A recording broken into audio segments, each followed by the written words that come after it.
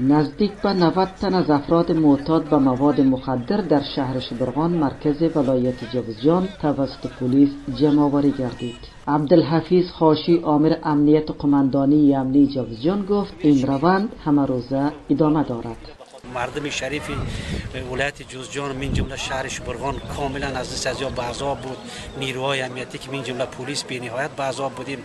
روی همین اساس بنابر فیصله مقام ولایت ما تصمیم گرفتیم یک تقریبا 2 ماه قبل برای از جای تهیه کردیم و برای از مواد یاشوی و ادویه‌جات و تمام ضرورت‌های از یاره مرفوع ساختیم.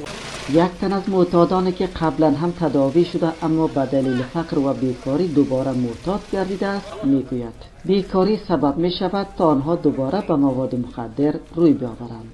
4 تا رپا دستمان داده. امیره که ما افتخار میکنیم که هر کی پال رپاش میشینه امیره دست میته نکشه اصلا. مسئولان نیز میگویند هرچند همه ساله بیش از 2000 معتاد در ولایت جوزجان تداوی میشوند اما نزدیک به 70% آنها پس از تداوی دوباره به مواد مخدر روی میآورند.